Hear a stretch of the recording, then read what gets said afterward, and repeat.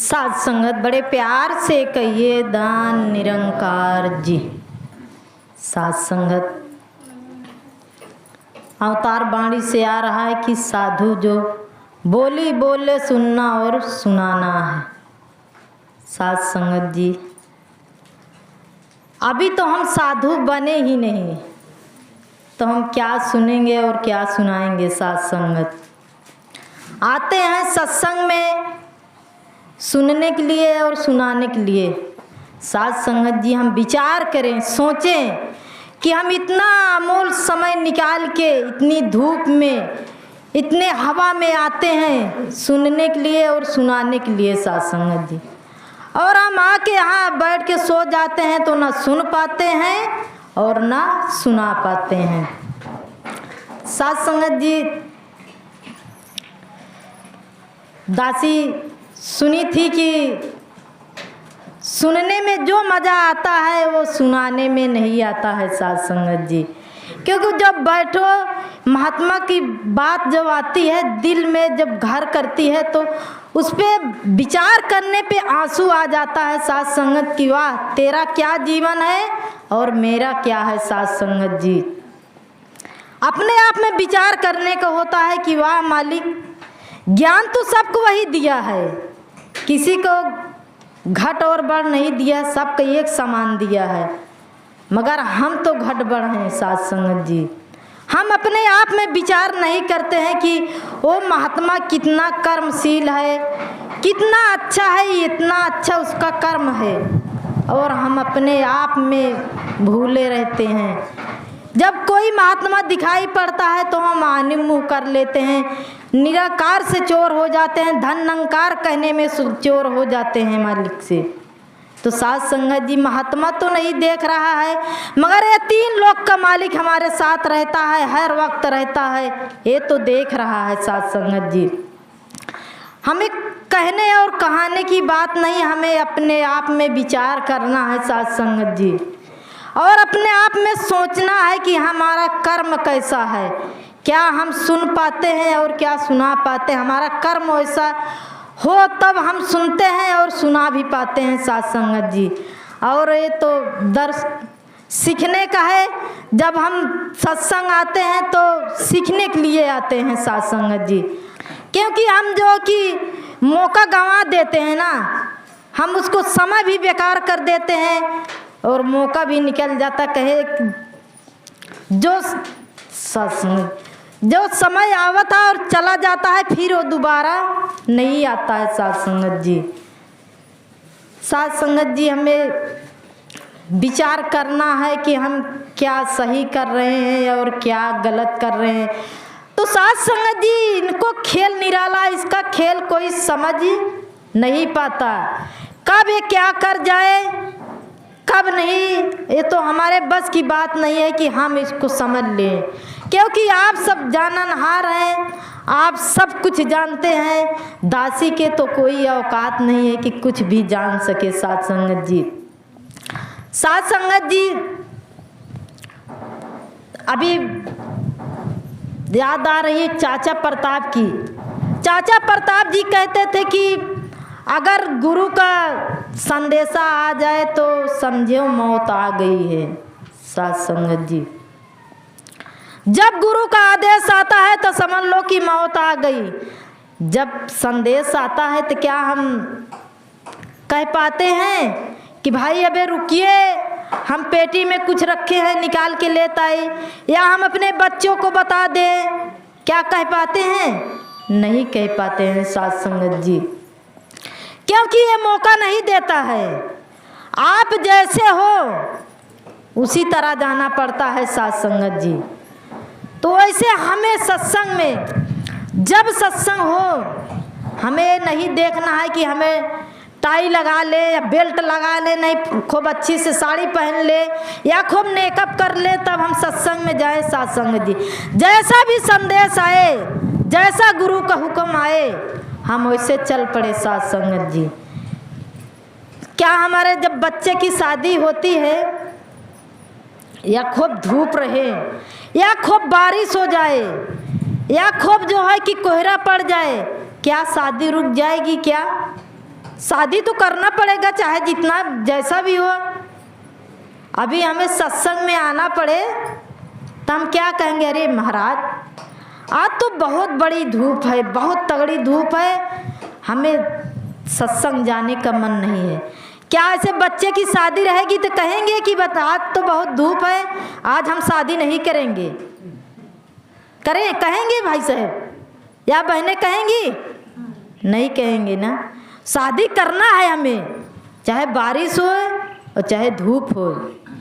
तो उसी तरह चाहे धूप हो, बारिश हो, कोहरा हो, जब एक गुरु का हुक्म आ जाए तो हमें उसे चल पड़ना है। साथ संगत जी, साथ संगत जी आगे की ऐसी बोलते रसना से हर कीर्तन गाना, आँख से दर्शन पाना है, श्रद्धा प्यार के गुरु चरणों पर पल पर शीश झुकाना है। साथ संगत जी, श्रद्धा और प्यार से गुरु चरणों पे पल पल शीश झुकाना है। क्या हमारी अवस्था बनती है कि हम श्रद्धा और प्यार से किसी के चरण पे पड़े हैं? नहीं साथ संगत जी, दासी तो नहीं पड़ी है। अब आप सब पड़े होंगे तो आप सब जानिए, अपने मन में विचार करिए, सोचिए। दासी तो नहीं कह रही है, अवतार बाणी से पधा रहा है कि श्रद्धा और प्यार से पल पल शीश झुकाना है। अपने आप में विचार करिए, सोचिए कि क्या हम श्रद्धा से और प्यार से शीश झुकाए हैं? साथ संगत जी नहीं।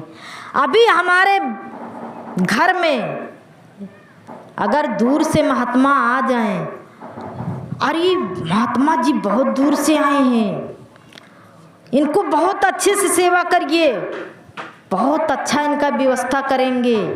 और जो बगल का महात्मा रहते हैं, अरे महाराज बगल के हैं, ये तो सोचिए कि हमारा कितना गिरा भाव है। क्योंकि ज्ञान तो वही है, वो जो दूर से महात्मा आए हैं वो भी और जो बगल के हैं वो भी। ज्ञान तो मालिक बराबर दिया है कि घट बढ़ दिया है। तो हमारा भाव कैसा है? ओ और ई, क्योंकि भाई वो बगल की महात्मा है, वो गरीब हैं, और जो दूर से महात्मा आए बहुत अच्छे टाई बेल्ट एकदम मेंटेन से आए हैं, तो उनका हम बहुत अच्छे से स्वागत करते हैं साथ संगत जी। और जो बगल के हैं, अरे बगल के महात्मा हैं तो रोज ही मिलते हैं, चाहे उनसे धन अंकार भी नहीं करते होंगे। मालिक का कहना है कि दिखाइए मत, दिखावा में मत पड़िए, हमें श्रद्धा और भाव से उनको स्वागत करिए, चाहे दूर को हो और चाहे नज़दीक का हो, चाहे अमीर हो और चाहे गरीब हो। क्योंकि हमसे अमीर गरीब से नहीं पड़ा है, हमसे तो एक निराकार से पड़ा है जो ज्ञान मिला है। ज्ञान तो जो है अमीर और गरीब का नहीं है, छोट बड़ा नहीं है। फिर हमारे मन में भाव कैसे आ जाता है कि ये तो हमारे बगल का है, वो तो बहुत दूर से आए हैं। साथ संगत जी, गुरु अग रीझे तो यश सारा जग गाता है। अब हमें गुरु को कैसे रिझाना है? क्या सबको तो नहीं कह रहे हैं कि सब जो है कि यश, सबका यश गाया जाएगा। जो जिसके ऊपर गुरु रीझ जाएगा उसका यश गाया जाएगा। क्या हमारा कर्म ऐसा हो रहा है कि गुरु हमारे ऊपर रीझ जाए? हम अपने मन में विचार करें, टटोलिए इस बात को। ज्ञान लिए हो, कितना दिन में से सत्संग आते हो, कहते हो कि अरे बहन जी, ऐसे दासी के सामने कई मिसालें आती हैं कि बहन जी आज हम 10 साल से सत्संग आ रहे हैं, हमें कोई फर्क नहीं पड़ रहा है। सत्संग हम अपने मन में टटोलिए, विचार करिए कि क्यों हमारे कष्ट आता है, क्यों दुख आता है। क्योंकि हम गुरु की बात को नहीं मानते, हम गुरु को रिझा नहीं पा रहे हैं। इसलिए जो है कि हम आते हैं और चले जाते हैं। सत्संग जी सत्संग तो करते नहीं, क्योंकि आपकी दृष्टि में ऐसा है कि आप जिसको ऊपर दृष्टि डाल दो उसकी किस्मत बदल जाएगी, उसकी किस्मत की रेखा बदल जाएगी। आप बदलना ही नहीं चाहते हैं, आप उस लायक बनना ही नहीं चाहते हैं, तो आपका यश कैसा होगा, यश कैसा गाया जाएगा। साथ संगत जी, हमें अपने पे विचार करना है कि मालिक ने तो ज्ञान दे के हमें कितना बड़ा हस्ती बना दिया है, बोला हम जगह पे रह गए हैं। साथ संगत जी, जगह की जगह रह गए हैं। आइए, हमें उठना सिखाया है, चलना सिखाया है मालिक, उठिए। बोला हम उठ नहीं रहे हैं। अभी दासी कहे ना कि बैठे ही बैठे लटक जाते हैं। साथ संगत जी, फिर हम कैसे दृष्टि बदल पाएंगे, एक दूसरे को कैसे सहारा बन पाएंगे, दूसरे को कैसे मदद कर पाएंगे, नहीं कर पाएंगे। जब हम दूसरे को मदद नहीं करेंगे तो हमारे ऊपर गुरु कैसे रहिएगा, हमारा यश कैसे होगा, नहीं होगा। साथ संगत जी, हमें अपने आप को बदल डालना पड़ेगा, क्योंकि गुरु कह रहा है कि तू अपने आप को बदल दो। आप जब बदल देंगे ना तो एक गुरु खुद ही रिझ जाएगा।